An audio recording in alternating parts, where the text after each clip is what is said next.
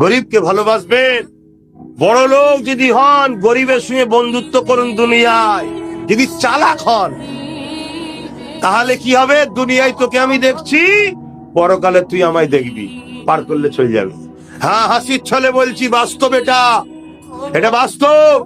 কিয়ামতের দিন গরিবদের ঘরে এত পাওয়ার দেওয়া হবে, কিয়ামতের দিন গরিবদের ঘরে যখন ময়দানে মাশরে তোলা হবে হিসাবের জন্য, গরিবরা বলবে, ফারিস্তা হিসাব আবার কিসের? আমরা তো দুনিয়ায় গরিব ছিলাম, কিসের হিসাব দেবো? এই যে কথা হচ্ছে, আল্লাহ বলবে, ফেরেশতা কি বলছে? ওরা সব আল্লাহ জানে। এটা ঘটেছে কি ঘটবে, আল্লাহ পাক সব নবীকে জানিয়েছে, আমাদের ঘরে নবী জানিয়েছে। আল্লাহ পাককে ফেরেশতারা বলবে, আল্লাহ এরা বলছে নাকি গরিব ছিল, হিসাব কিসের? আল্লাহ বলছে, সাদ্দাক, আমার বান্দা সত্য বলছে, যা ওদেরকে সবার আগে 500 বছর আগে জান্নাত দে দে। জোরে বলুন সুবহানাল্লাহ। ওই সময় আপনি যদি গরিবের বন্ধু হয়ে থাকে, দুনিয়া তার হাসি খুশি দুঃখে সুখে সাথ দিয়ে থাকে, ও তো কিয়ামত দিন বলবে, আল্লাহ আপনি তো আমায় দিলেন, আমার বন্ধুটাকে দেবেন না?